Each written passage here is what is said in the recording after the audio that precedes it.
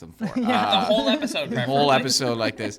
So much. Like, for me, like a day where I was like, you kind of behaved yourself was like 8 drinks.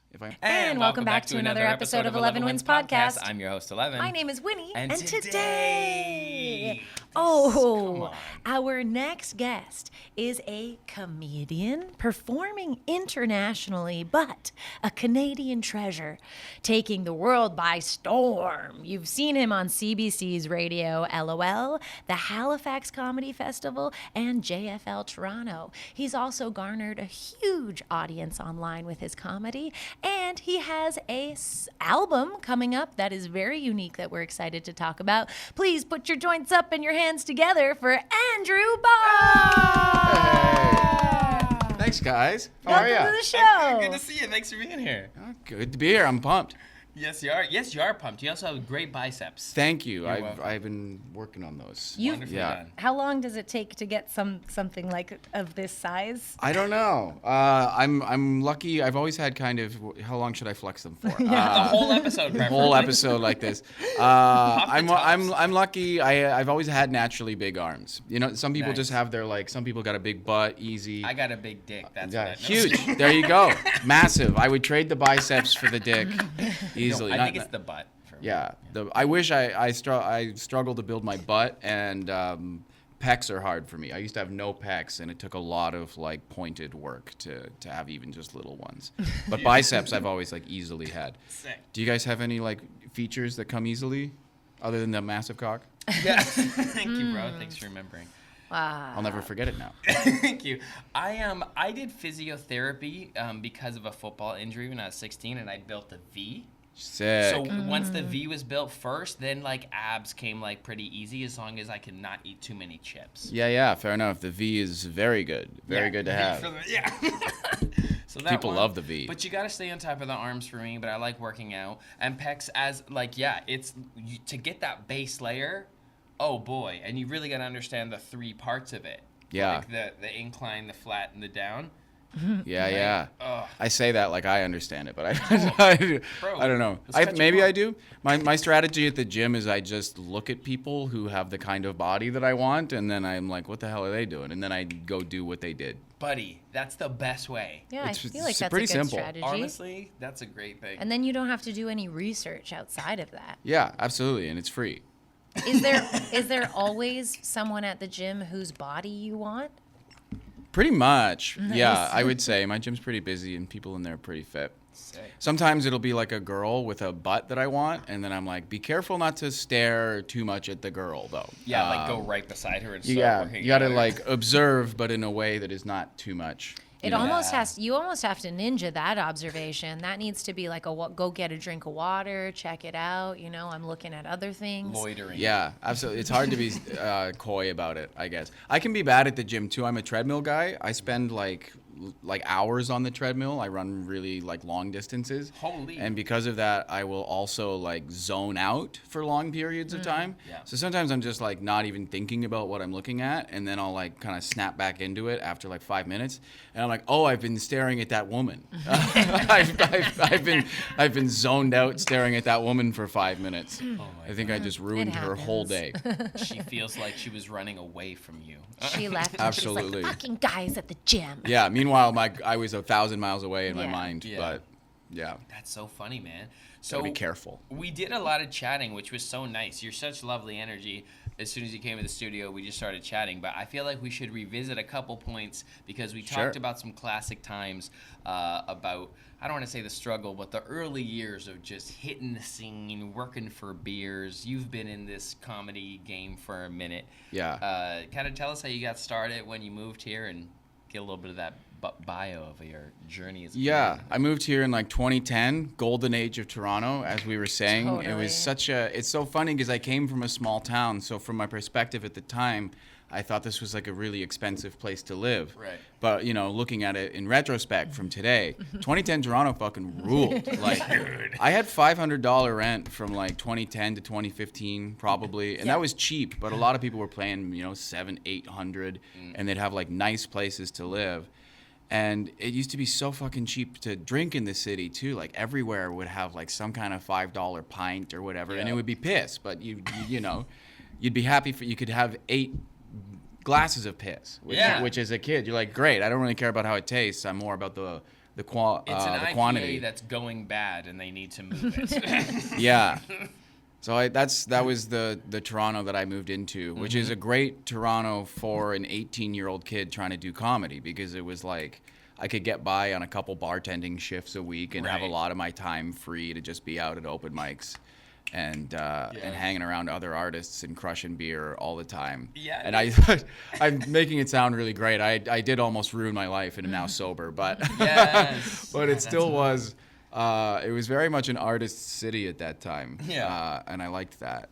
It's that's what brings the energy. I feel I had a similar experience. I was saying in 2012, and that's the magnetism, the draw of all of us artists and kind of vagrants all partying together becomes like an exciting city, and then people with money notice that and go, right? That's always what happens. Yeah. That's like usually what happens. And then like we just go and find the next Brooklyn.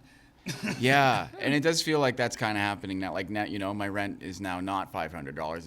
It's $1,500 and I don't even live alone. Yeah, I was going to say 15 is a steal. Yeah, $1,500 used to be like you had your own nice ass 1 bedroom. Oh, yeah. Yes. And now $1,500 is like I live with another grown man. Yeah, I mean, that's... Are you guys both do comedy or no?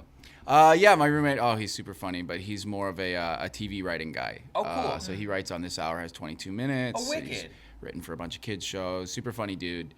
Nice. They just won, those writers just won a CSA, I believe. Yeah, they did. Yeah, the show's doing really well. And they've got him doing some on-camera stuff now, too. He does, like, man in the street kind of interview shit.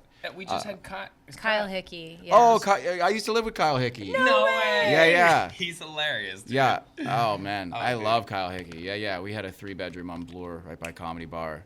Living with him was great. That's sick. I was always a little bit sour that we paid the same rent because he's huge. But I was like, much room. I was like, this man is 2 of me. I feel like.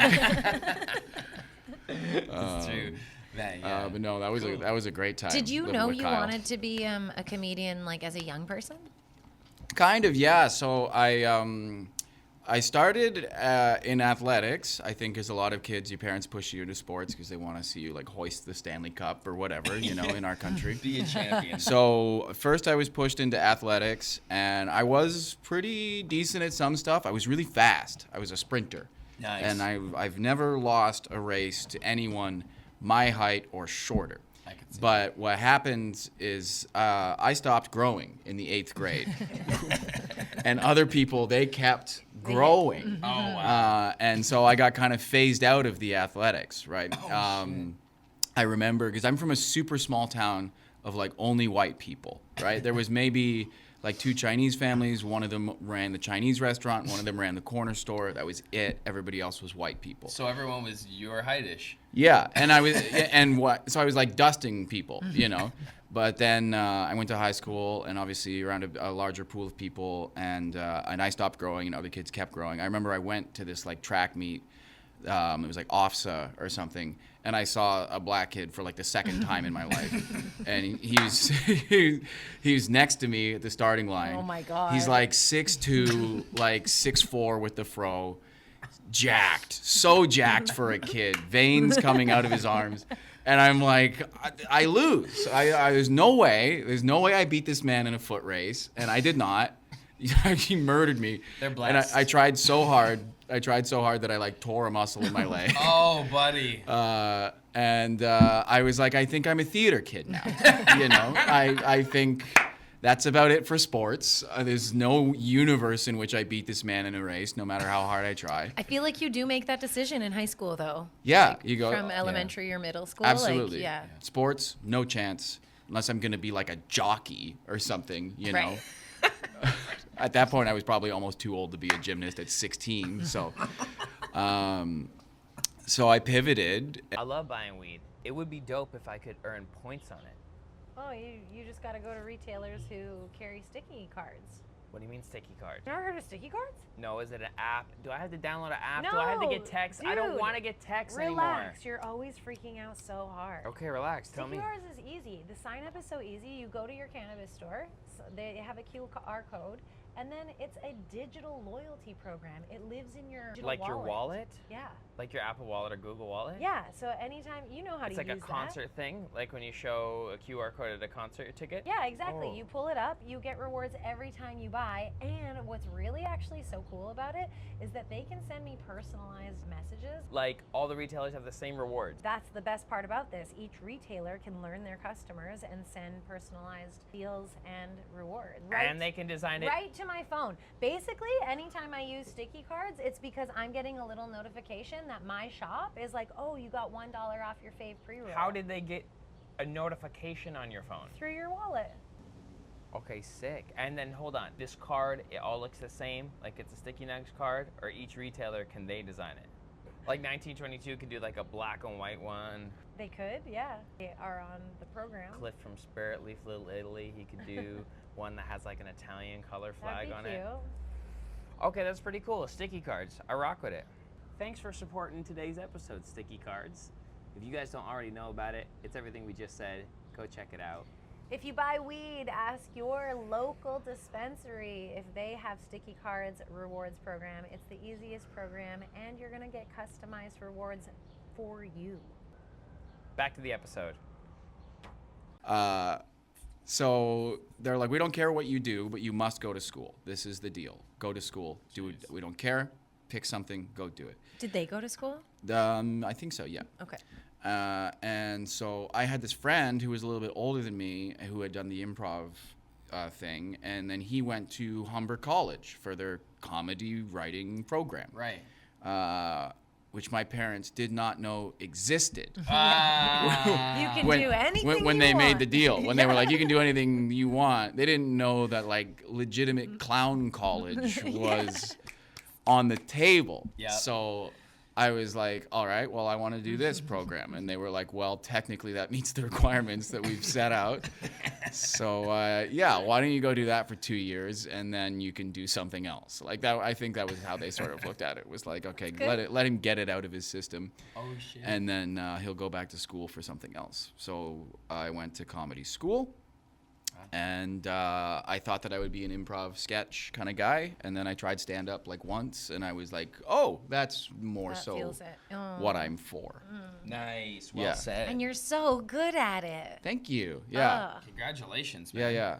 It's good to find that thing. Yeah. So you started and didn't stop? Yeah, that was it. I'm so grateful that it went well the first couple times.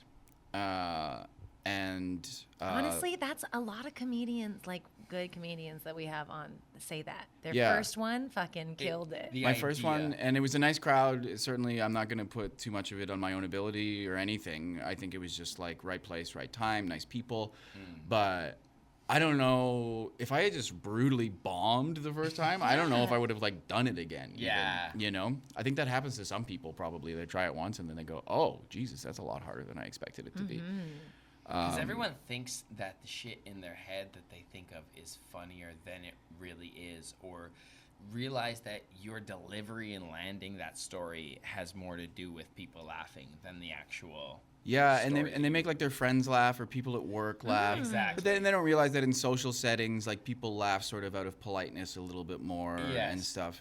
It's like, you know, when you're at the water cooler, your buddy didn't pay $15 to have this conversation with you, right? He didn't buy a ticket, so the standard isn't the same. Yes. People who spent money and came out and are sitting and they see a spotlight on you expect a little bit more out of you Yes. than, you know, the shit that typically like makes your friends laugh or whatever. So there's a different standard. Well said. And storytelling to strangers needs to be very clear, and like you can't do inside jokes that you have like with your Simple too. Don't waste pals. my fucking time. Yeah, Get to the quick, punchline. concise. Yeah. Yeah, absolutely. I know it's hard starting when you're young too. I'm glad that I did because I already have like so much experience and I'm only Yeah. just in my early 30s. But when you're 18, it's tough because no one gives a fuck what an 18-year-old has to say Yeah. about anything. That was kind of tough. Is getting up in front of a room full of like 30-year-old people and trying to make them give a shit about your perspective. And they're like, weren't you in high school like less than a year ago? And Yeah. I was. Yeah. Yeah. There's some young ones on the scene right now where I'm like, you got something. There's something going on with this one. Nice. I know Yeah. exactly what you mean. I felt that when I was doing that. Like I started stand-up at 16 and did it till 20. And I remember saying that, like, I don't really know as much as these people watching me. So that's why I always just did impersonations. Okay, Like, wow. No, kudos to you for fucking actually having speak like thoughts on stage. Yeah, like, that's I crazy. never did stand up like you guys do stand up in the way that you're like, here's a story from my life and it should make you laugh. That's crazy to me. Like, At that I- young, Yeah. too, there's like definitely a level of confidence at that age that you would need, I think.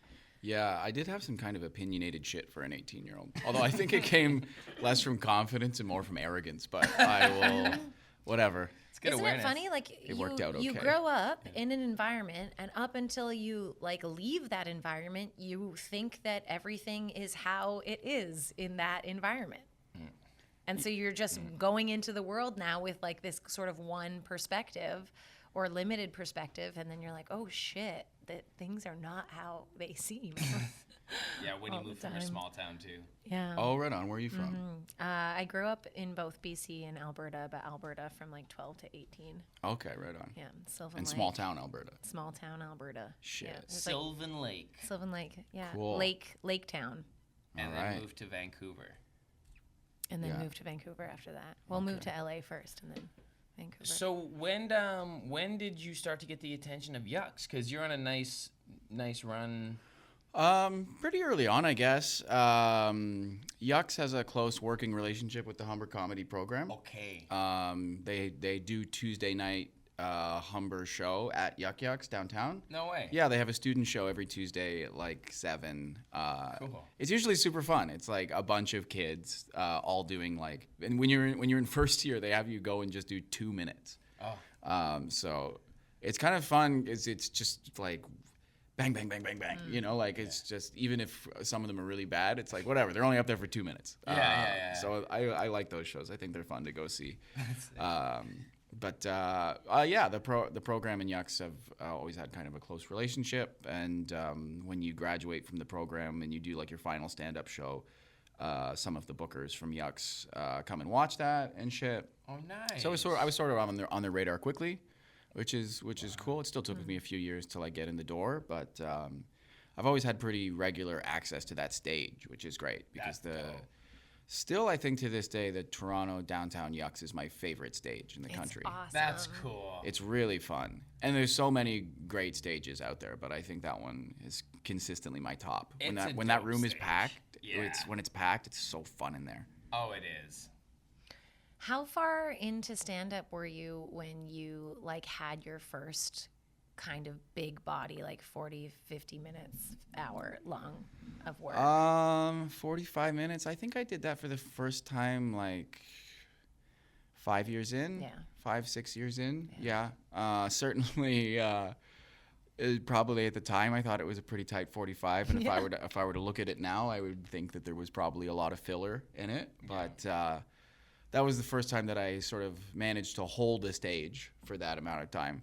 Yeah, that's what it's about. Just being able to be up there. Yeah, being able to fill it. But I mean, ideally, you want to go up and fucking crush it. Crush nonstop. You want people to go, wow, what an amazing 45 minutes top to bottom. But Oh, that's what it is. But at first, it is quite an achievement to go up and do 45 and have people not feel ripped off. You There you know, go. that's kind of a good goal. the first couple times you headline. If you can have people be like, that I paid $20 and that was worth $20.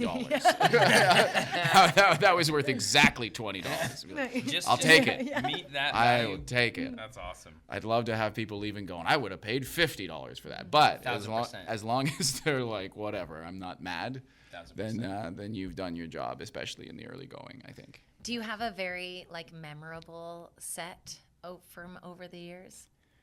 Because it's been 15 years now. Like a singular performance that was Yeah. memorable? Yeah. Oh, shit. I don't know. There's a lot of them. I've performed naked a bunch of times. Sweet. Where? Both, a couple places. So in Toronto at this venue called the Underground. Did you ever do the Underground? Like the Underground Comedy 420? Yeah, Puff Mama's Yeah, old one. yeah. I only did it once. Yeah, before it Puff's the I was homie, gonna man. say. We know that spot for yeah, sure. yeah, of course. So, You were naked there? yeah, for a little That's while, sick. Toronto comedy legend Mr. Boyd Banks was running this strip comedy thing there. It was a fundraiser for Joanna Downey, who was diagnosed with ALS and has since passed away. Yeah. But at the time, he was doing these full Monty comedy shows where the comics would go up and everybody would do like 10 minutes, and then there'd be an intermission, and then in the same order, comics would go back up and they would do like a strip tease. Down to nude. Awesome. And my thing is that I'm kind of unusual. I'm not really self-conscious about my body, and at the time I wasn't even fit or anything. I was still drinking, but I don't mind being naked, but I have like a pretty huge phobia of dancing in front of people. So I was like, I'm okay with having my dick out, but I really don't want to dance. And my sort of compromise with the audience was that instead of doing a striptease, I just went up already naked, and I just did more stand-up. Nice. I just told a couple more jokes. That's dope. And my dude. compromise with the audience was like, listen, I'm not gonna strip, but you're getting dick the whole time. You can really stare at my dick for like a few minutes if you want. Whereas everybody else was doing a striptease, so they would be gradually taking off their clothes, and then their dick was like the reveal at the end. You only saw it for like 5 seconds. Right. You know? Hilarious. Bro, I gotta say, that ups my naked game. Wow. Yeah. Well done. So those were fun. And then I've also performed at a few times at a nudist resort north of the city called Bear Oaks. We've heard of We've heard of them. Or maybe naturist, do they like to be called? Yes. I don't know. Yeah. Yes. Super chill people. If you ever go, it's It looks nice. it's pretty. lovely. The first time I went, they a little bit tried to indoctrinate me. They've got like a video you got to watch about their like lifestyle and everything. They want Oh, you to wow. know about naturism isn't all based on just sexual exhibitionism necessarily. It's Yeah, like absolutely. about And the it truly, the natural. vibe there was not at all. Yeah. I like that. Some like families go, people bring their trailers, and some people I think camp there all summer. I think It we is follow them on Instagram. Yeah, we truly, do. truly like a really nice vibe up there. Just as an outsider, there are things that you do have to get used to. Because their lifestyle is different. There'll just be things like a kid runs by and you're like, that's kid dick. That's bad. yes. Yeah. I'm not supposed to see that. We talked about that where this little girl in Canada, they just like dropped down on a tree and it's like you see her panties and you're like, oh my God, I'm so sorry. Yeah. Like, you know, but that's a good reaction to have. Yeah, honestly. yeah. Yeah, my instinct was just, I'm not supposed to see that. Oh, dear. Everyone's like, you can calm down. It's all good. No, I think that's a really good reaction though to have. Yeah. Because at least like the opposite of that would suck. For sure. Yeah, you don't want to be Impulse. zooming in. Yeah, I know. But that's really cool though. Then, so they're just like even challenging your own bias, even if they're based in courtesy and respect, because it's like it's not a big deal. Yeah, That they should were be like, just it wasn't a dick. big It's a deal. little kid, older guys' dicks. You know? Yeah, for sure. But yeah, there's things about it that are unusual. Like I was going to the bathroom, and obviously you're naked. I took a piss, and I think most men, you shake it a few times. Most of us accept anytime we're putting our dick back in our pants, maybe 1 or 2 drops of pee is gonna get in our underwear. Normal. Fair. Yeah. If you're Totally at the normal. urinal and there's no way to dab, Yeah. I'm not gonna let it hang and dry for like. Yeah, and even if you dab, who knows? Maybe 1 more drop's gonna come out or Sure. something. It's not a big deal. It's in the urethra. Yeah, it's not. It doesn't matter. Yeah. But at a nudist resort, if 1 more drop comes, there's no underwear to catch that. So I was thinking like, I really got to make sure I'm done. You gotta stand there. because I don't want to like walk out of the bathroom and guys are like, "What is it? Your first day over there, dribbly dick?" Yeah, You're like, that's fair. I But You they can't probably- be the they guy probably walking around wouldn't. with a dribbly dick. No, I get that. I got booked at Hedonism. Okay, what's that? In Jamaica. It's a part nudist resort, it was like part of this thing, Young Swingers Week. And Okay. I was booked like to do my freestyle show, and I had the same experience. There was like a nude pool area, so you're already naked, and then you walk into the bathroom and pee. I know exactly what you're talking about on the way out, where you're like, no, I gotta stand here. I gotta stand here for like 2 minutes. Mm-hmm. Yeah. Finish. Let it drip Yeah, out. I can't relate to this at all. Yeah.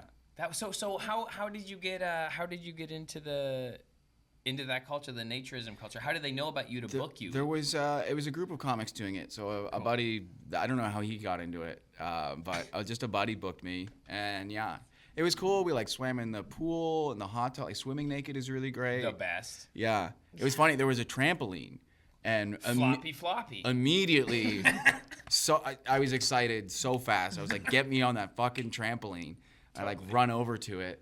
And then there was a sign that was like, you can't be on the trampoline unless you're supervised by a member of staff. And I was like, the one place there's rules is the trampoline. Did you do it anyway? No, I was like, I didn't want to take the time to have a staff member supervise me. And then later on, I was like, you know what?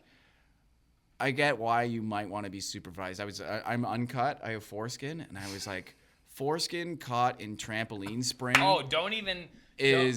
don't go there. Is the worst injury. Don't say that. What are you even talking about? Yeah. No, you're right. In retrospect, I broke that guy over there. He doesn't even want to think about that.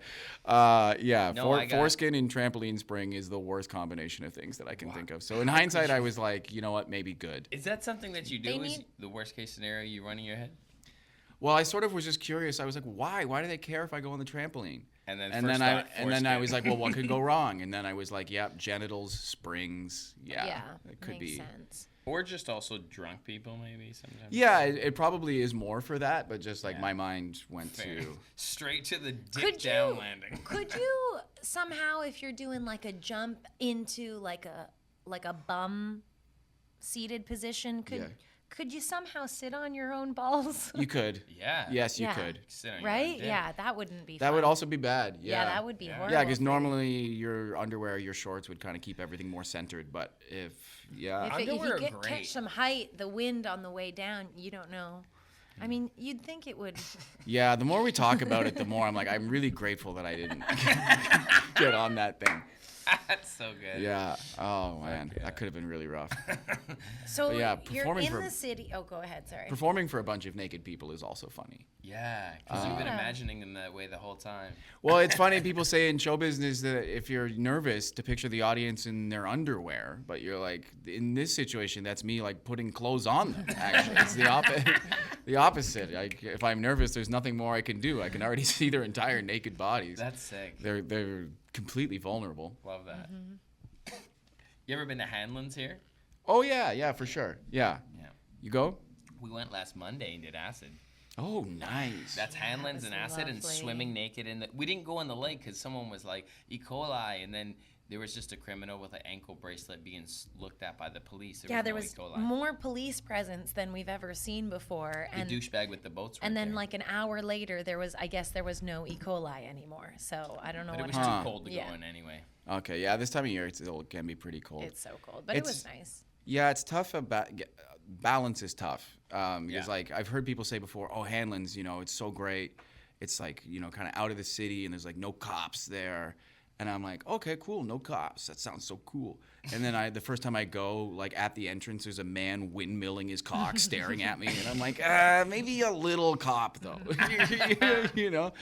It's tough. You get rid of the police completely. And then some people are like, ooh, I can be creepy here. Mm-hmm. There's a lot. It still happens where like tourists come clothed and they'll sort of walk the shoreline. I'm sure you've seen that. Head to toe gentlemen from India, no doubt, just taking a gander. And we're fine. It's all good. Have a glance. But I've definitely been like, well, you have get the fuck out of here once or twice. I feel like you have to accept it all, though. Like if you go there and you're going to a nude beach, you can't get mad at people who aren't nude. You know what I mean? Like, especially if they're queer. It is a queer first beach, so you don't know really. Like for sure. Saying, so you got to just respect everyone's choice. But overall, I'm like, this is a nude beach. Why are you here unless you want to take advantage of the nude beach? That's all good. If it's a safe space for queer people, that's rock and roll. But everything else, I'm like, bro, you just don't need to be having this softcore porn today. This is coming off creepy when you walk down the shoreline with your shorts on and you're a very kind of taking taking the long stroll. You know what I mean? Like taking that over, and it's all good. We're all here to be observed at some degree of exhibitionism. And like we've been seeing a lot of like phone holding with the camera. You know they're recording. They're towards pretending to the be on people. Yeah, they're pretending to be on their phone. No, you're not. Or just you're even holding the camera it down towards in the your people. hand. Yeah, it's that's like, what they can do. you just What are put you that gonna- in your pocket? What are you gonna do with that Jerk off to it for footage? sure later. I guess, yeah. Or Don't upload do it that, bro. somewhere. You know, I've Yeah. seen titties on YouTube. I suppose so. That's gross. You can see titties It- on it's- Instagram if so it's things that- breastfeeding. yeah, things like that are unfortunate, but you can't like you can't bring any anger to the nude beat. You gotta try know? not to. I For sure. You gotta turn it try off. not to. I turn it off. But yeah, I get it. Sometimes there are people that stare too much. Like obviously we're all naked. It's People fine. people are taking glances. Glances. You take some peeks. All good. Everyone glances. But all sometimes the time, guys everywhere. will really be staring, and it's like, my man, don't forget that there's a sunset. You know, you're not taking in any of the. Well, we are at the beach. You're taking in zero beach, 100% titty. This is no good. Yeah, remember like why we're originally here, and that's why I do identify with like, I wouldn't say full naturist, but more than naturist, because it's like, I like having no separation. It's cool that we're all nude. There's definitely like a cool celebratory of the body, like positive vibe there. Yeah. But like socially, but like also like freedom aspect to it. But like not having the separation of clothing between me and the earth or the sand and the water The and water the sun. specifically. Like that, it's Yeah. a full like me versus the earth or me with the earth like collab. I feel Yeah, like yeah. every time I'm there, like yes, there's naked bodies, titties, cool, right on high. But it's like you're right. I always get back to that. I remember like what I'm here for, and it's like fucking no nylon, no low vibrational Yeah. separation between you and the earth. It's a special thing. Absolutely, I agree, and I think that's what the naturists are definitely about. Although one thing I've always wondered about that place too, the nudist resort, is that they serve food, and I'm like, Is the cook? I'm not even worried. Yeah, I'm not even worried about like germs or whatever. For me, I'm just like, I would hate to be the guy working the deep fryer at the naturist resort. You know, I feel like they gotta wear an apron. that's a or something. tough gig. Even yeah. An apron would be good over a nice little nude body. I guess your butt. Yeah, butt would maybe still they let be them do exposed. just the apron. Yeah, they're probably not frying a ton of Just a bacon back small- there or anything. Try to Dude. keep it mostly cold sandwiches. Lots of sliced vegetables. Yeah, tossed salad. Pause.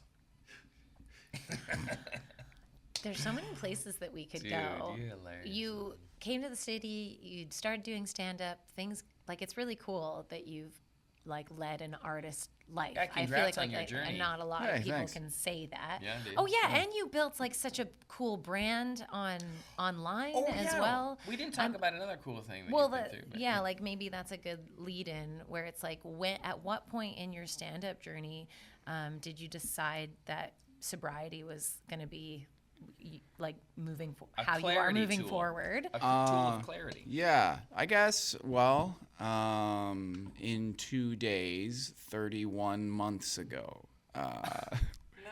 Yeah, Wow. sober guys we like dates a lot. Nice. Yeah, I had you know, as much fun as it was to be like a young artist in a city and out drinking all the time and stuff. If you are an addict, that can like start to get away from you, especially like gradually over years. And for me, it did. So I eventually developed like a huge cocaine problem, and I was drinking like so much. Like for me, like a day where I was like, you kind of behaved yourself was like 8 drinks. If I only had 8 Okay. drinks, I was like, okay, pretty chill day. You know, an average day was like 12 drinks and, you know, a half bag of Coke probably. And you were doing stand-up? Yeah, I loved doing stand-up on Coke, actually. I wouldn't for any important shows or like anything like 8 p.m. I wouldn't be on Coke. But if I had like an 11:30 show, I often closed after hours at Comedy Barr.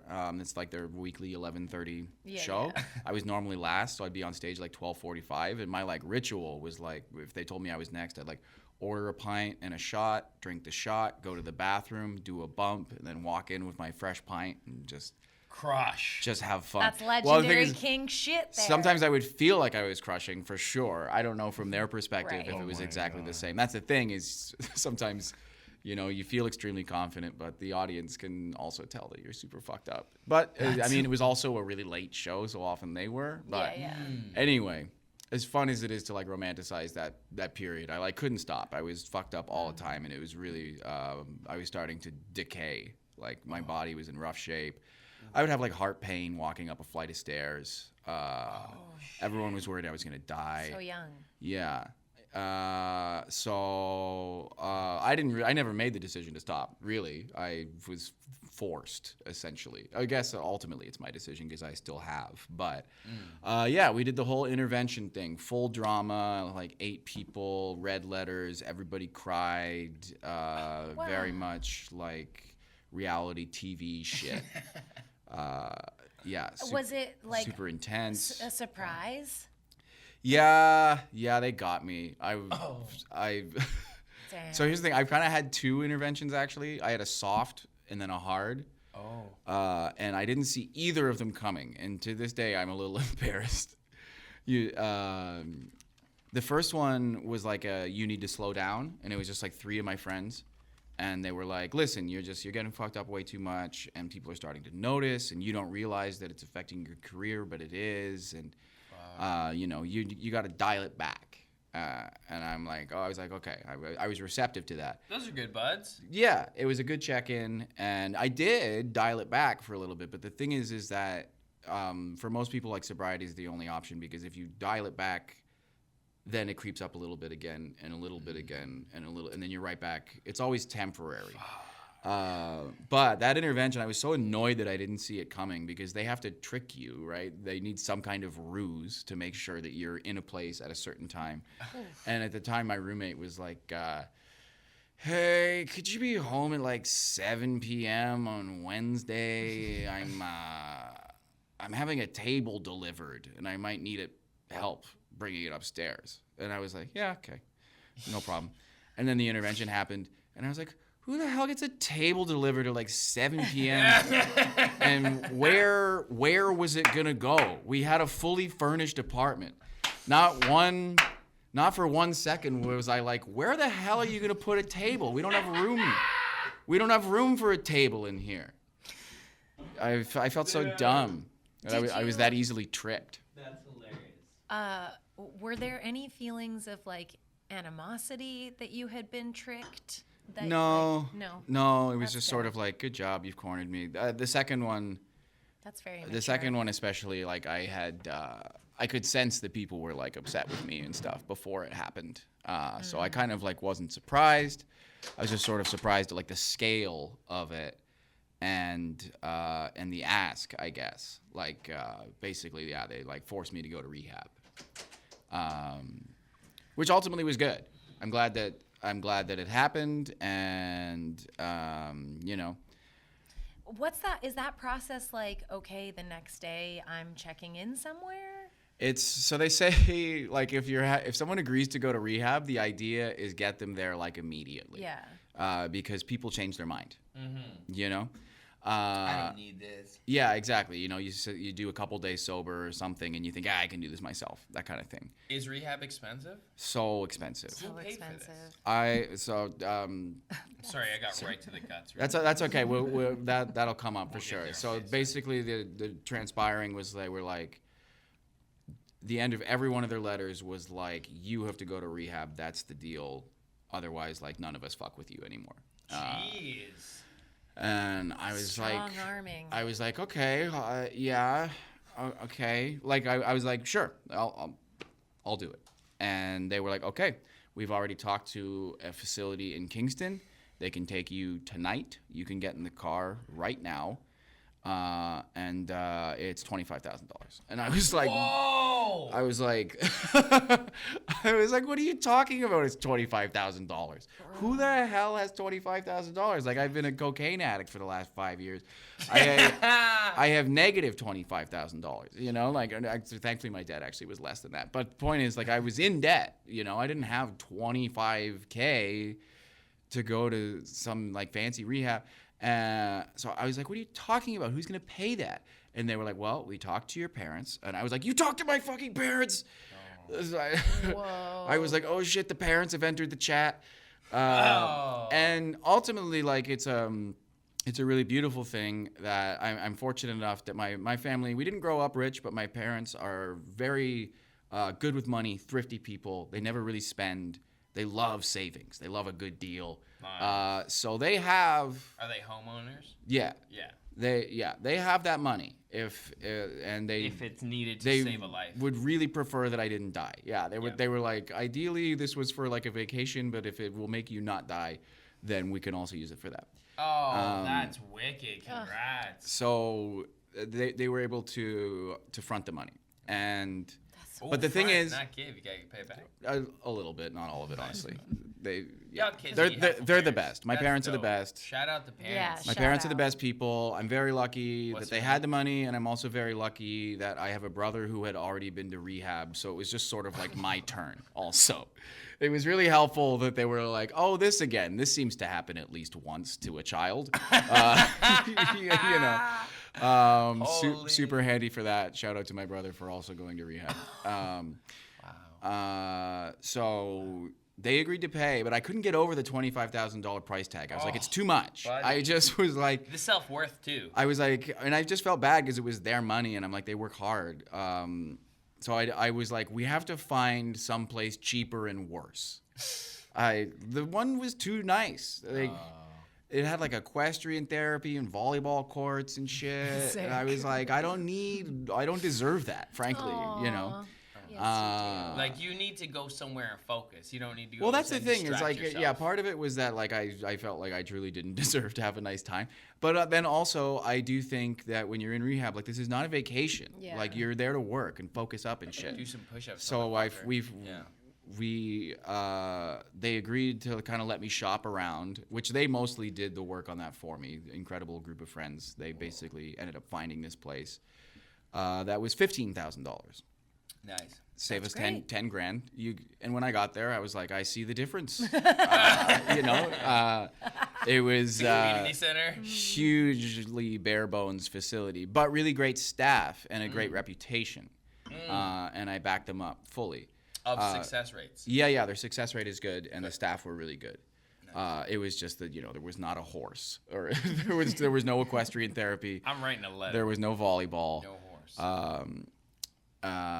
But yeah, so we found that place, but they couldn't take me for 3 days. And my friends were so worried that I was gonna like have one last hurrah Slip. Yeah. and die potentially, that they wouldn't leave me alone. They stayed, not all of them at the same time, but everyone stayed in my apartment for like 3 days. I essentially had like 3 days of sleepovers. It was pretty fun, Wow. honestly. It was kind of like what you want being an adult to be. Yeah. Like, your friends are just around. It was just me and my friends watching movies for like 3 days. And everyone was so nice to me because at this point, I've agreed to go. So everyone was babying me and buying my food. And it was... even though by the end of the 3 days, I was a little bit like, get the fuck away from me. But yeah. was there withdrawal in that time period? Yeah, not like bad withdrawal. For sure, I was feeling foggy. And I was like, I was annoyed that I was going. Like, I agreed to go, but I didn't want to go. So I was kind Good of... for you, man, though. That's Yeah, courage on a huge. deep level. Yeah, I Well really, done. really didn't want to go. So by the end of the 3 days, I was kind of sick of seeing them because they were making me do it. Fuck off, guys. Yeah, I was I'm like, let me doing go what you do this thing. Yeah. Shout out those friends too. Yeah, man. truly very lucky. It's even though, I didn't want to go to rehab and stuff, obviously it worked. And bottom line, they did something when I was doing nothing. I wasn't going to do anything. I was like just going to die. So, They loved you. They Yeah. wanted you to be here. yeah, That's absolutely. sick, And I'm dude. here. I'm And here you're and I'm worthy and grateful to be here. Yeah, God and I'm bless. here and I'm fit. How long? I got a was- hair transplant, Yeah, fuck yeah. Killing it, bringing Things- joy to people. Things are all right. How long was the program? I was there for 33 days. It was supposed to be 35, but I talked them into 33. They're like, we have your money, whatever, do what you want. But the 35th day would have been also the same day I had a show, and I was like, I just don't want to go right from rehab to stage. That seems too crazy. I wanted a couple days you know, drinks or yeah, to hit up my dealer. But you know, just to reacclimatize to the outside world, because you do get kind of institutionalized in there. Like by the end of the 30 days, I was like almost into it. Like you're if they never let me out of here, like I could live. You got a system. you know, Humans have that. they fucking like they would wake you up at the same time every day, and then you go downstairs and you know they make you fucking breakfast and shit. Like it was. What time did they wake you up? I think we got up at 7, and then it was like the day was like we got up at like 7. Everybody had chores that they had to do, so that was typically when people would do their chores. And then there was a little slip of paper. You could check off what you wanted, and they would make you a breakfast. I didn't typically get the breakfast. I would crush a bowl of cereal and a banana, and then I would use the time that I saved to go into a conference room and work out. Nice. Because they didn't have a proper workout facility, but I would go in there and I would do like squats and push-ups and shit. Nice. I would get in like a 40-minute workout before meditation. Good. We started the day with a group meditation. Good. And then we would have group, and then we would eat lunch, and then we'd have group again, and then you got 50 minutes with your phone. Most of the time, no phone. Whole day, no phone. You just don't need that addict tantalizing fucking. No, absolutely not. And you know what? My mental health fucking skyrocketed while I was in there. Yeah. The phone is so bad. I wish when I was out of rehab, I was better about leaving it in the charger in the house, not having it on me all the time. Yes. But having your phone for an hour a day is like a perfect amount of time, because realistically, throughout the day, you probably don't do more than an hour of shit on your phone. You're just staring at it. Functional like actual, work. Functional, responding to an email, responding to a DM. Yeah.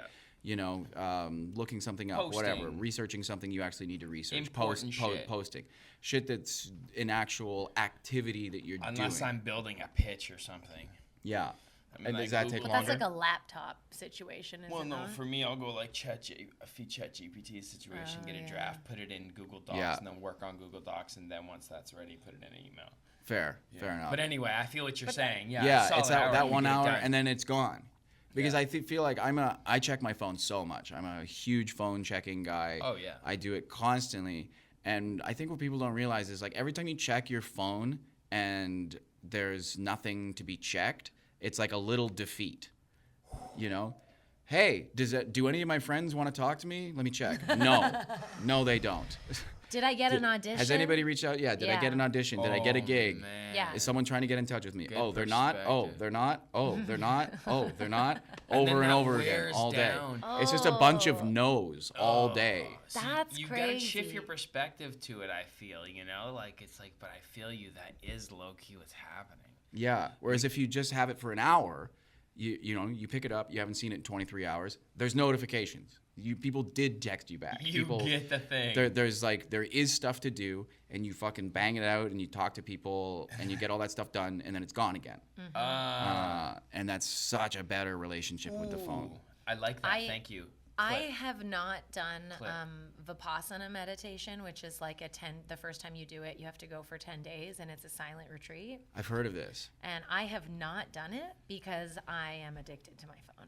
Yeah. Like that's like pretty much the main reason where I'm like, I can't not have my phone for 10 days. Well, That's maybe insane. this would be a good rehab for you. It probably would. This is your phone It rehab. Just go probably do would. that. And it's free. Why don't you try Oh, wow. that? Yeah. You can offer a donation at the course. end. Yeah, but it's free to do. They have wait lists, so if you're interested, go check it out. It's in Northern Ontario. God, it's such a good point though about the phone and like our addiction cycle No, to that. I have like structure now a bit around my phone, but it's kind of what you were saying about like pulling it back in addiction, and then eventually it's okay, I'm just going to do this one more thing, and then I'm just going to do, and then all of a sudden it's like I've been on my phone for 8 hours in Yeah. a day. Totally. I constantly throughout the day I'm losing like 20 minutes of time. Yeah.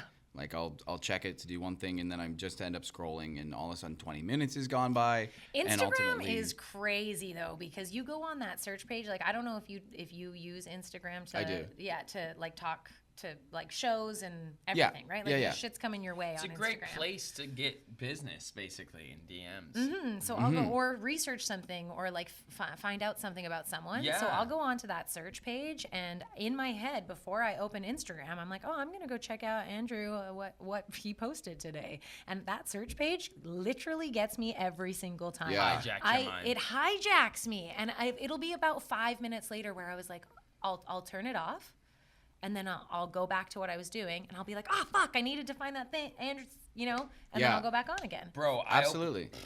Instagram, muscle mommies. Non-stop, my homepage. Non-stop. Yeah, some of that for me too. Gilfs in bikinis. Yeah. I'm just like straight scrolling. I can't look away from that. It's I almost food. have this relationship with my phone where I'm like, I need my algorithm to not figure me out. Yo, they you got know? us clocked, bro. I'm like, I needed to not know exactly what I like and shit, because once it starts giving you that, Throw then it off. you're stuck in forever. Start searching for random shit like plywood, just Yeah, so it yeah. thinks that's what you like. Truly, you should trick it a little bit. Trick your shit. That's a good idea. I have way too many Because animals. once it knows exactly what you want to see, you're like, it'll really suck you in, and then you'll lose accumulatively over a day, like 8 hours or something. But it's just like 20 minutes at a time, and you're trying to do something, you end up not doing it, Totally. and you feel like defeated because you didn't get the thing done, and you've wasted time, and you start to think about how now there's less time left in the day, and it feels like now there's not enough time to accomplish the things you wanted Spiraling to down. accomplish. Yeah, it really. That's It so can funny. send you on a spiral. You're such a comedian about it, meaning like you have like the contrasting observation approach to it, and that's good if it causes more responsibility, but also like that's very funny. But I will say your work with videos has worked. Yeah. Like you have got this great community of people who have like joined you on your journey or just love your stand-up comedy, and like they know you. And then you're making videos for that. Like, how does that feel? It feels cool. I guess like being in the Canadian entertainment industry, you often feel like no one's ever going to know who I am, and it's hard to see like a path forward or a way to build an audience. And social media for me is still kind of new. Like I only started posting a couple years ago, like with the desire of building an audience, right? And not just like posting for my friends. And I was sort of stressed out about doing it, but it's something that you have to do these days. And I wasn't sure how to approach it, and I just tried a couple like videos about addiction, and those like got noticeably more traction than the other stuff that I was doing. And it turns out there's a lot of addicts out there. Yeah. There are so many of us, especially like around the globe. I feel like we all got it in us a little bit. Sure. And it's a spectrum, but there's definitely a tipping point where it's almost dangerous for someone. So you're speaking, you found an audience through your own struggles, and yeah, and that has been enriching, I guess. Yeah, like sometimes I do get messages from people that say they're a few months sober, and my videos helped them on that path and shit like that, and stuff like that is satisfying. You try to make sure it doesn't like transform into ego or anything. I always tell people when they thank me for making the videos because it helped them get sober. I always make a point of telling them, like, if you didn't find my video, you were gonna find a different video, and that was gonna do it. It's the fact that you were looking, you were looking. You made the effort to find something. You have the desire to change. It's always 99% you. My contribution to anyone getting sober is so small. And if I can make that small contribution, that is satisfying for me and it makes me happy. But anybody that does it, it's always just 99% them doing the work, for sure. God bless. I love that so much. That's humble, real deal. That's not influencer shit. That's real deal. I love that, bro. Respect. Thank you. Do you meditate every day? I used to, and I should get back to it. One thing I got out of rehab routine, do they ever put that into you? Oh, yeah. And I've lost it over time. I should get back to it. Still, like, everything is okay, but I used to start my day, when I first got out of rehab, every day was I would make a smoothie, and then I would do a journal, and then I would do a gratitude list. Gorgeous. And then I would meditate, and then I would go to the gym. That sounds. Bro, And I that's would- the life. I would get all of that done by like 11 a.m. Let's go. And you feel like a fucking king. King. That if you is- get that shit done. Ex- And it's not even noon, and you're like, I used to sleep till 4 p.m., you know, when I was on drugs and shit. Yeah. Like, I would waste a whole day in bed. You get like 5 things done, and it's not even noon. Oh, man, you feel good about yourself. That's the Totally. morning. What you just said, that's the And morning. 5 things Yeah. that contribute to nourishing yourself and your well-being. Yeah. And yeah, I think that meditation is great. I don't know if you do journaling. We do. Yeah. I do Yeah. a gratitude list as well. Gratitude As list well, is also yeah. great. I found journaling was super healthy for internal monologue. Because one thing a lot of addicts struggle with is your internal monologue, is you've been poisoning your brain for so long that like I was always like calling myself a piece of shit Yeah. inside of my head, telling myself to kill myself, shit like that, like Yeah. constantly, especially like late at night. Yeah. And it's really hard to flip that around. But I found journaling was so useful in that it's just really unlikely you're going to write on a piece of paper, I'm a piece of shit. Like, something about the filtering from brain through your arm, through a pen to paper, something in you will No. just be like, don't write that. That's crazy. And then you think, why am I saying that to myself? And you work Yeah. backwards from there, and you start seeing the power of being decisive with your intention. The written word is so powerful too. Yeah, absolutely. Yeah. I am affirmations and gratitude. I find focus. I can just write myself into like a higher a better mood. mood. 1,000%. Yes. Yeah, I'll be like, I'll just start with what's aching me. Like, I'll start there. I found journaling because I used to be like super intense on gratitude journal, like fucking yeah, let's go. I'm grateful for everything. Yeah. And at some point in that journey, it stopped feeling real. Like I was like, okay, yeah, I have a shower. Like, yeah, I'm grateful for water. You know, like It stopped felt a little feeling- forced. Yeah. And Yeah. so that's when I started just journaling how like feelings and thoughts. And I really noticed like my mood raise. Yeah, I think I agree with that about the gratitude list. I think it is such a good tool, but sometimes like I think the way they taught me was 5 things a day, and it can be like anything. You know, I'm grateful to have food in the fridge. I'm Yeah. grateful that the sun is shining. But then, you know, eventually you kind of run out of shit. You're like, I guess I'm grateful that the sun is shining again today. You know, You don't want to be patronizing to I'm yourself. once again today grateful for kiwis. Like, it's just, like it just. It starts to feel a Kiwis? little repetitive. But Do you have kiwis in your regular diet? You know what? I only said that because I've just added them. Nice. They're so good. Someone told me that they're so good for you, and that you can even eat the skin. Yeah.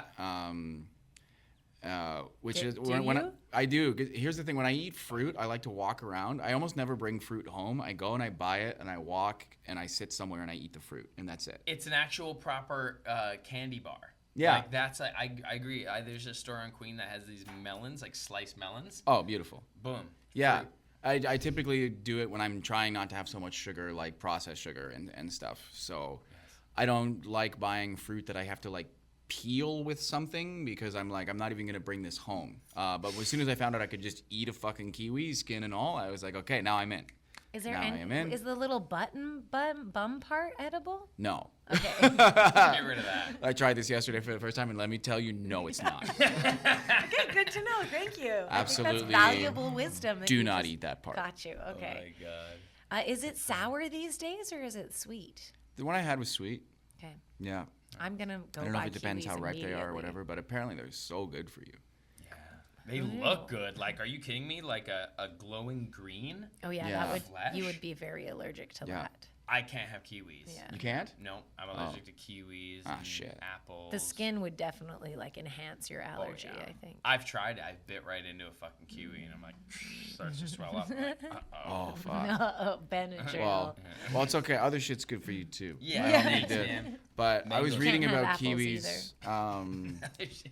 Kiwis, like, they have a bunch of good shit in them. And then one thing I read that they have serotonin. And I was like, I Nice. didn't even know that could be in a fruit. I didn't know that I didn't know that either. was possible. That's a hack.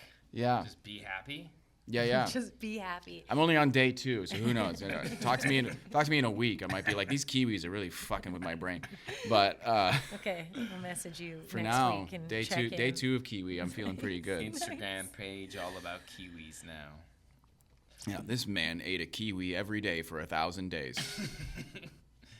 So what does like a day in the life look like when you're creating for your own brand online? Are you doing outreach for that brand? Are you trying to get like collabs in on that brand for cash? Are you like trying to find gigs on your own? What does For your stand-up, life yeah. look like?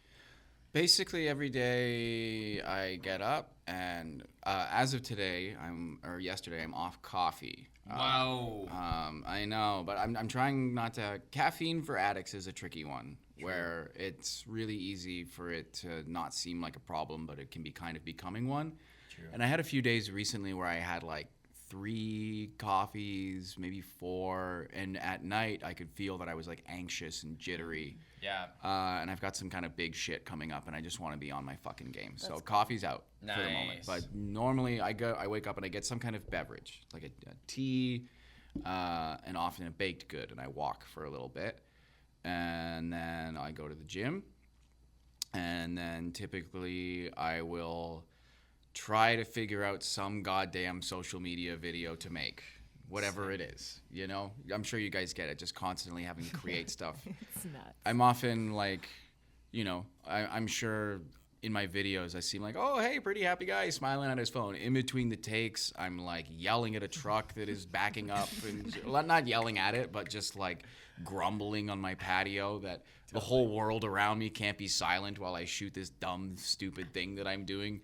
No, it's so important. It's the main fucking outreach tool, and that shit is fun. If you ever want to collab on a skit, holler. We're always creating shit. Good. I could use other people's brains. And we have that energy too, because we Brain get power. catty towards one another off cam, then we go in and we get it done. Yeah, Benny's seen us be like, argue, rolling, and we know it's a great day to be. Yeah. It just happens. Things like it's a kind of an elevated thing to do. It's a heightened debate. Where I think all love that. Like once you get it, once you get that take, you're like, oh my god, it's my purpose. Like, but it is funny. Yeah, I guess I do when I'm creating. I have to be careful with my mental health. Like I'm always telling myself, like, that's another human being, and they're allowed to exist in the world. Like they're just because I'll be like sitting in the park trying to film something, and then someone comes and sits in earshot of me, and I'm like, get the fuck out of here, dude. Why can't you just let me make this stupid fucking video of you? What are you doing here? What are you doing in a public park at 3 p.m. on a nice day? It's ridiculous that you're here. Dude, the awareness that you have for the self-reflection is the best part. Like, that's so exciting because, of course, you have that reaction. That's, like, what living in society is. It's like, I love you guys, but my thing. Yeah. And then it's like, oh, they're allowed to exist. Like, that's so beautiful. Like, to use that to get to there is... I have to remember, I'm like, they are doing park better than you are doing. Like, they should be like, what are you doing over there? Video here, yeah. Talking, I've seen you say the same sentence 15 times. You need that many takes? You should be done. I think a lot of people who, like the muggles or the normies, they admire someone who's just putting himself out there on camera. That's the impression I've got from people for the most part. I think lots of people like to watch. It's fascinating. Mm-hmm. We shoot a lot of music videos or like freestyles like that I do, and it's like you just get like sometimes the audience that stands there. You're right. You want to be like, okay, $5 each or get the fuck out of here, or like like leave me alone. Like don't worry about me. Don't worry about me. I'm doing nothing. You carry on with your day. Leave me alone. You know. But then it's like, dude, you are fucking doing something. You're doing something interesting that people. Mm-hmm. Low key either maybe want to do themselves or are interested in, or like there's something there. So I'm like, all right, audience, let's go. Anytime there's in public, put up a game. You've started to embrace it. I get nervous when I'm filming you, and I'll make eye contact with the people as I'm doing my lyrics. I'm like, and then like right back to the camera. I'm like, you're in this now. Okay, I like that. I like that you freestyle. Yes, so sir. this was something we were going to talk about when he was mentioning a joke that I have. Yeah. Because I love freestyle rap. Oh, bro, we gotta put on a beat then. No, I don't do it. Oh, okay. I don't do it. The reason I love it so much is because I know that I can't do it. This is kind of what the joke is about. Nice. Like I think a lot of times people will respect an art form because they are like how does someone even do that? And for me, that art form is freestyle. I'm so confused that you can do that off the top of your head and make things rhyme, and like the premise of the joke is that like I've always been worried that if I were to try and freestyle, that I would just like accidentally divulge really personal information. So such a good Like joke. the fact that you can be freestyling and also filtering, you know, Buddy. My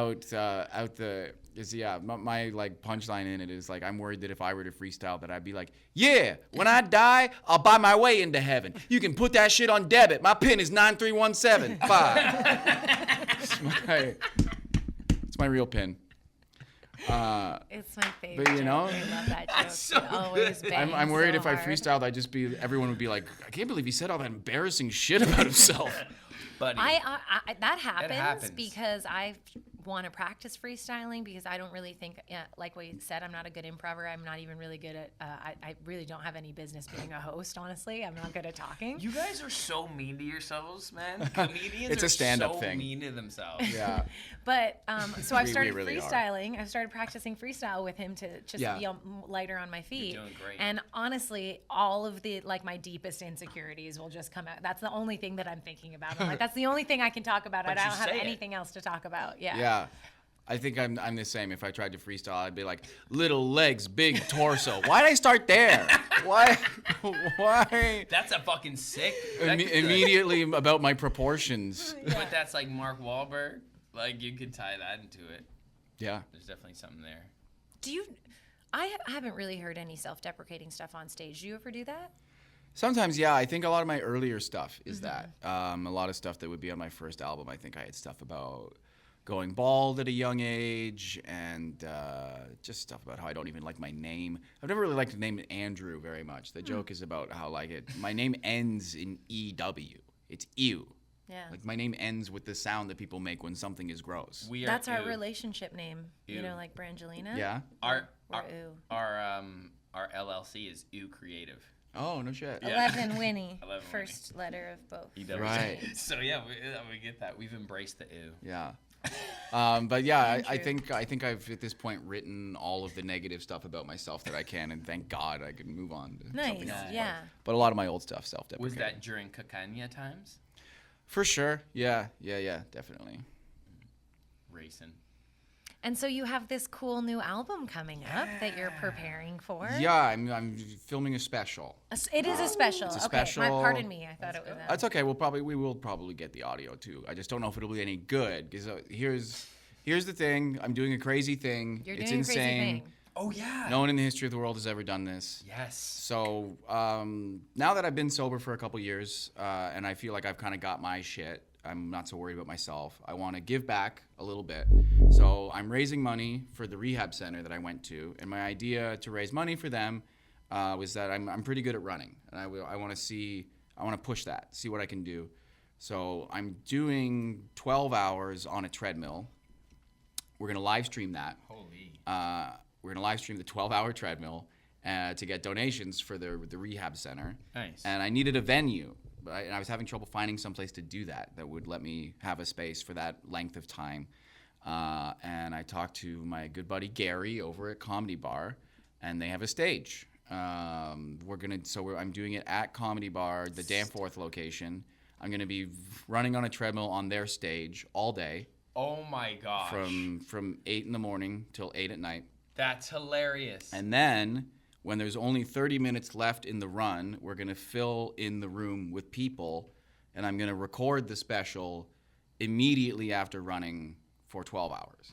Bro. I love that. That's a great endurance thing. You're very special. I think it's a fun Congratulations. idea. Because like normally when people shoot a special, they're like, got their hair cut that day, They're rested. brand new clothes, they look incredible, they're at the top of their game.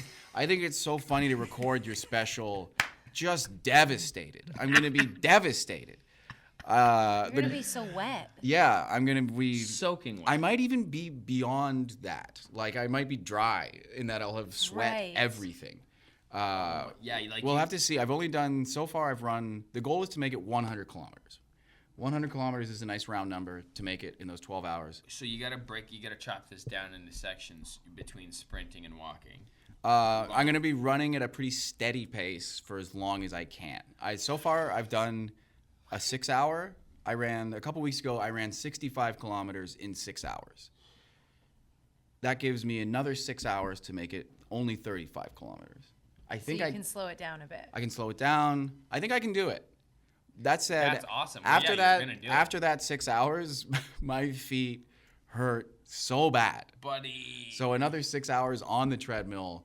Oh my God. It's gonna be hard. It's Have gonna be you done really this incredibly yet? hard. Have you tried it yet?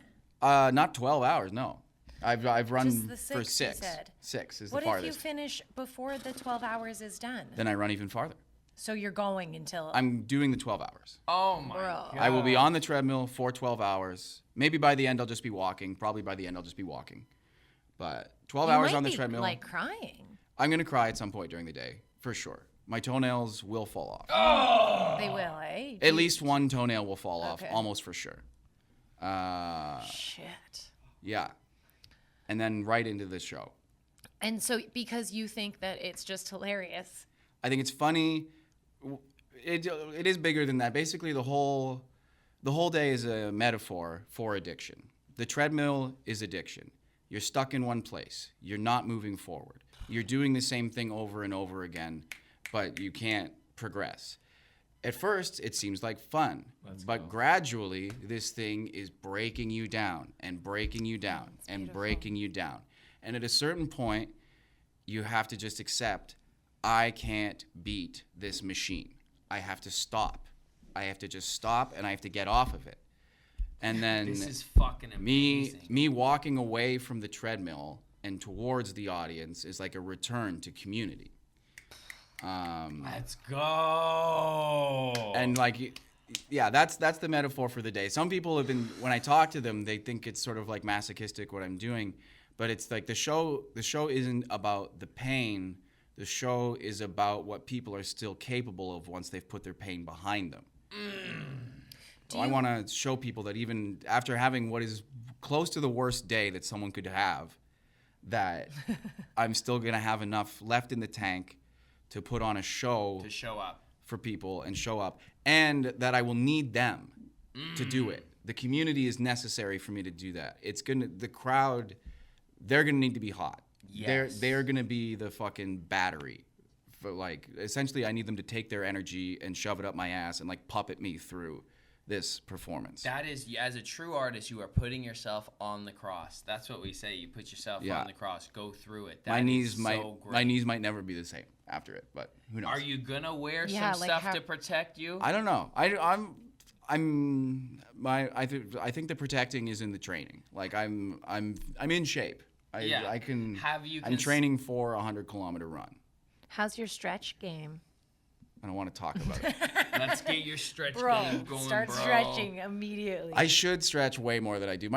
I've always looked at my stretching for running as kind of that I typically walk around for an hour before I run, gotta and I'm get- well, I like, think that's a nice, beautiful warm-up. It's a good warm up. Yeah. You gotta get under there, bro. I don't know. I mean, either one of you run 65 kilometers anytime recently? Come on. Because he's I just killing did. it. Well, you just said did. you're killing the it. only part of But your you're right. I need to stretch. the Have only you- part of your metaphor that didn't really work for me was Yeah. like at first it's fun. It is, though. That's No, fair. never. Some people hate the I treadmill. get on that treadmill. 5 It's minutes not on fun a immediately. treadmill is fun. Some people glad you think absolutely that. hate the treadmill. Have you explored brand partnerships for wearing shit while you're running? Because that's a world record. I'm still looking into getting a treadmill donated. Holler at your boy. I've got a couple. I have people who have home ones that I could use, but I'd love to get like a nice yeah. treadmill donated from a place. I emailed one place, Yeah. dope. but yeah, that would be nice because I got to be Is your on it all email fucking day. stacked with who you are? Like, is it like, hey, you're gonna get a lot of value out of this treadmill place? Yeah. Good. I tried to explain to them. It's like, yeah, I only need it for a day. Like, you can have it back. You know. I feel like, I don't know. It'll probably work out. I've still got time. yeah, Fuck I think yeah. anyone would feel so excited to be But, part of that but journey. if someone with you. watching this runs a treadmill store, I was gonna say. I just need one for a day, and because I'm going to be the live stream will be out to my. We're live streaming all day, and it'll be going out to my Instagram following, which is 120,000 people. Perfect. Yeah. Which is, that's some decent marketing. significant. Let's make a for- clip out of this. Put it on Instagram. You can send it to like Fitness Life. yeah, we'll Yeah. just send it Good around. Life. Sick. Um, That's so cool, man. Congratulations. Who's around? I want more info. Who's Yeah. around in the 12 hours? So actually, another thing we're doing, Open house. if you guys have a free hour that day and you want to come by, I'm going to, for sure. It seems like be something there. we should definitely come and cover. because obviously a 12-hour live stream of just me running on a treadmill is incredibly boring. No one wants to watch that. Maybe people would like check in every Yes. couple hours, see how I'm doing, but You can only edge for so long. yeah, exactly. So I'm gonna put a couch. We're gonna put a couch next to the treadmill, Amazing. and I'm gonna book comedian friends and podcasters and people Oh my everybody God. can come in. I'm gonna book it 1 hour time slots, Let's go. and everybody can come in. I'm not gonna be talking to you. I'm gonna be so laser focused on the running, but the stream will be going. And I might have some like conversational prompts and stuff like that or whatever. And you can engage with the stream. People will be watching.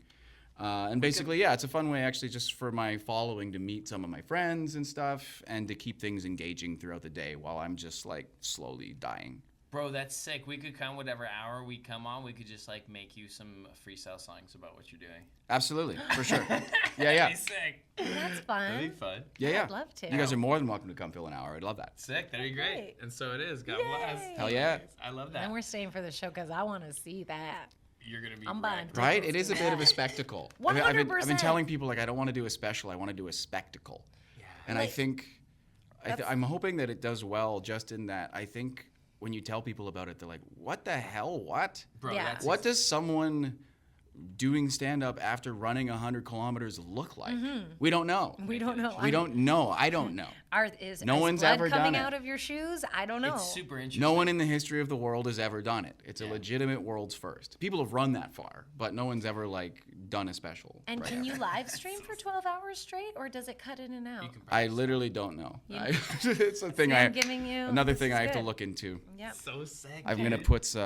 put somebody in charge of the stream. I'm gonna hire someone to Yeah. be like head of stream. Do you? Yeah, Yeah. that's Do you have smart. someone like the intake? Like you must be getting those gel packs or something. You're gonna have to intake calories. Yeah, absolutely. I'm a gels guy for sure. A Yeah. gels guy. When I did the 6 hours, I hit a bunch. Well, actually, you know what? I had gels for the first 3 hours, and then I ran out, and then I had Mike and Ike's. If the running gels that you can buy they work, but they are kind of expensive. If you are just like, you know, you don't want to buy them for just like a training run, you can eat candy, and it helps. Sick. And you get to eat the candy. And which is is great. there like a medic? Is that on site? Nope. No, I know I'm grilling you. Yeah, no medic. I just want to know how. No medic, just pure faith in my ability. Beautiful. It is like I'll be trucking at such a steady, consistent pace that like, if anything really bad is gonna happen, I should see it coming.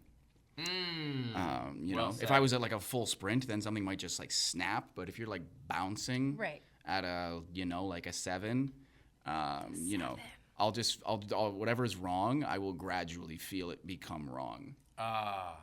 Stay steady. Don't flip out, and you can. Yeah. That's so cool. Wow. Yeah, like whatever. My knees are gonna hurt. My feet's gonna hurt. Whatever. When did you get this idea to do great. this? Earlier this year. Yeah. Because you got to do something interesting, and you got to give yourself like leverage Yeah. So I've with been. interesting shit. Yeah, totally. I think it's I wanted to do the run. I had the idea all year, and I couldn't really find a location, and then the location ended up being a comedy club, and I was like, as long as it's in a comedy club, and I've been wanting to record a special, why don't we just fucking 2 birds, 1 stone? We'll do Beautiful. it all the same day. So dope. And what date is that, Andrew? That is August 24th at Comedy Bar Danforth location. Tickets are on sale. Sick. We'll put that in the We link should below. bump this episode. Yeah, we're gonna and bump get it. it up Yeah, earlier yeah. to make that. Yeah. I'm seeing all sorts of sponsorship opportunities for you. I hope know, so. yeah. Gels, Yeah. shoes, like a running store. Yeah, get big brands on board. Yeah. Yeah. Maybe I'll have to do this annually, which Oh. would be cool, but also a horrible Until nightmare. your knees can. That's sick, dude. Congratulations. Yeah. Thank So you. cool. Well, we'll be there to support. Yeah, us. We're I can't excited. wait. Fuck I'm yeah. stoked you Buy guys are some going to come. tickets. Maybe Benny wants to come make a vlog or something. Hell yeah. Fuck You're more than yeah. welcome. Seems that's a Thursday, isn't it? Sunday, Oh. August 24th. It's a Sunday. It's the only day I could get them to agree to give me their entire venue for a That's full day. Entire that's day. fair. The show is a big ask. It's like, can I have people this room come for? in and out while you're live running? Yeah, if they want, I guess. throughout the day? Yeah. I mean, people will be coming in to do the stream, so the door will probably be open. Yeah. But again, I'm gonna be like so focused on the Yeah, yeah. running that I'll be like really antisocial for the Yeah. first. Won't You really have be the to. time to come and catch up. No. Like when you guys come in, I'll probably like wave, and then like there's a decent chance that like Zero expectation. I'm gonna need like music in yeah. myself, right? Like just listening to people chat won't be the pump up jams that I need. Soothing yourself. Yeah. So yeah, I feel bad. I'm going to invite all my friends to come, and then they're going to come, and when they walk in, I'm going to be like, hey, and then I'm going to put headphones in and run. Everyone knows what. Perfect. Yeah, that's what you Yeah. need to do. Everyone's there to support. Well, this Love has been absolutely lovely. I'm You delighted. Yeah, are thank you such so much for having me. a wonderful gentleman. Thank you. Yeah. God bless, Thanks for bro. coming Appreciate on the show. you, Yeah. man. It's Thanks for great having to me have here. you. Really nice. Really great, inspiring. We'll put all of you where to find you in everything below. Do you have any last minute things you want to tell the people? Final bars to drop, a single sentence from what you've learned in your life to give to people to live a better life. Shit. That's so high pressure right at the end. Why would you do that to someone? I was literally like, ooh, we're done. I got in everything I needed to get in. Okay, we'll put one in from the episode. Yeah, find something. There was lots of good stuff in there. Much of it. Okay. You don't need a horse is really what I took away from it. Oh, yo. Yeah. I don't know. Maybe equestrian therapy is good. I think I was like, nah, it's bullshit. I read about it. I was like, what is that? I looked it up, and it's like, oh, you like are grooming a horse in the under the supervision of like a mental health professional. I was like, am I just paying you to take care of your horse for you? Seems like a bit of a grift. I think it really only works if you like love horses. Yeah, I don't know. I feel like because it's like more money. I'm like, I feel like it should be less money. I should be paying half of what therapy costs because I'm also working right now. That's how I feel about Clean the self-checkouts. stables and stuff. Yes, absolutely. 5 for them, 1 for you. You know? For sure, you got to steal from the self-checkout. Everyone agrees. Yeah. Although, you know what? I got caught once and banned from a Shoppers Drug Mart, and it was pretty embarrassing. No. That's my thing to take away is if you're gonna steal from the self-checkout, don't be flagrant. Because I had stolen from them a bunch, and I somehow got in my mind that they didn't even care, and then it turned out that they really cared, and I got yelled at. No. Yeah. From the security? Just a lady, the manager. She was so mad at me. Oh. I wish she didn't call the cops. Yeah. Anyway, whatever. I go back in there now. I waited like 6 months. Nice, whatever. yeah. She probably doesn't even work there anymore. But anyway, Steal. it's embarrassing when you But, get caught. yeah. So be careful. We got caught once. I'm sure, 100% care, sure we 'cause I did. had already But they developed a let good us do rapport. it. Oh, Yeah. But they nice. totally knew. They went off together and they were like that. But it just got. Sometimes I'm flummoxed that people who work in a corporate place like that do care. Yeah. At all. I was going into a Shoppers Drug Mart one time, and there was like an obviously like unhoused guy like walking out with like 2 little things or whatever, and they swarmed him, and there was like one guy who like was holding onto his arm. Not allowed to do that, I don't yeah. think. No, that's the thing. I was walking by. I was like, just so you know, unless you're licensed security, you can't touch him. And then the guy was like, yeah, you can't touch me. And he left. Good for you. But I was like, what are you doing hassling that guy to begin with? Okay, Yeah. he stole like some toothpaste and a can of Coke Jeez. or whatever. That would be funny. Those are the 2 opposite things. Yeah. Sometimes you need both. Yeah, one for the other. Yeah. That's so funny. Well, there you go. Sometimes I get. Should we cut it off? No.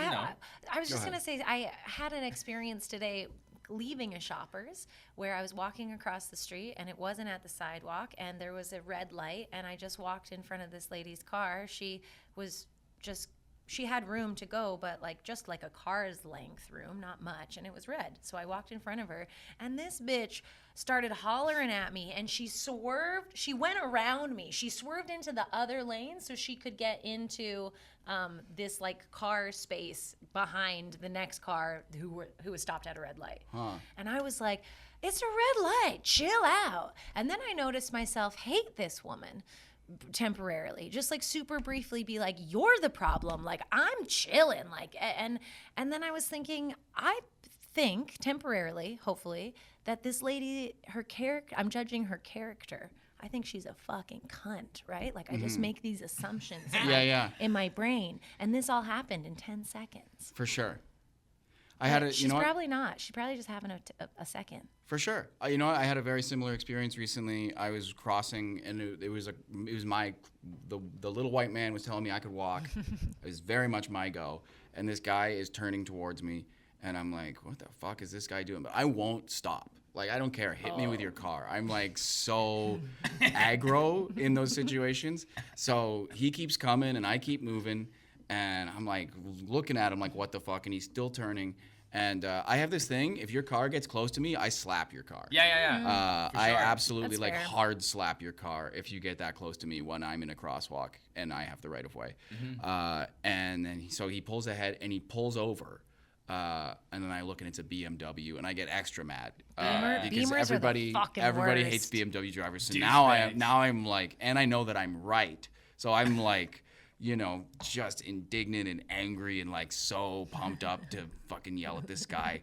And he rolls his window down and he's saying something. I've got AirPods in. I take them out and I'm like, I'm full. Like, what?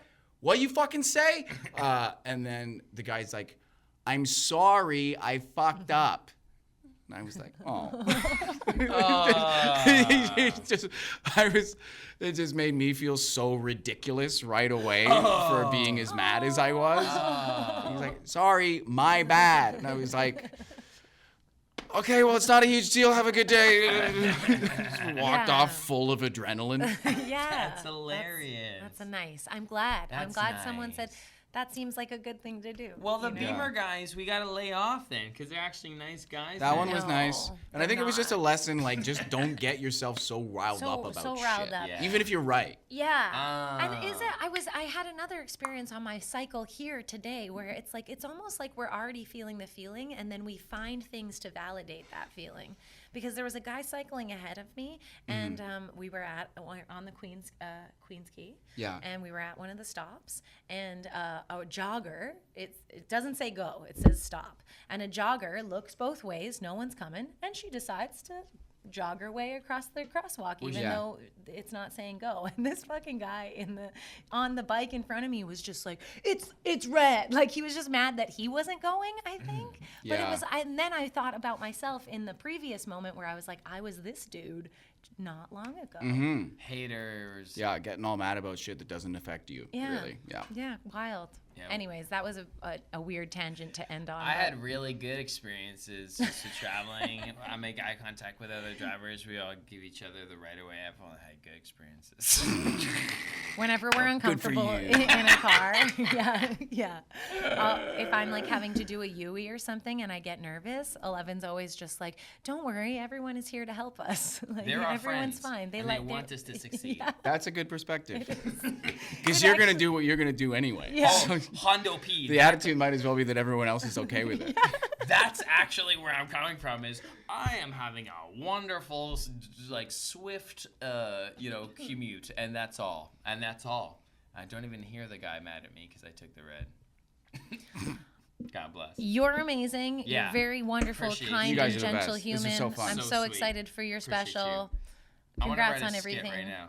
And maybe we'll do like an update in like a year and see where things are at. Hey, Sounds great. Congrats on your life. Thank you. Congrats Yeah. on yours. Thank And you. congrats on yours. Love you guys. Subscribe. Tell a friend. Send nudes. Bye. Consented. Consented nudes.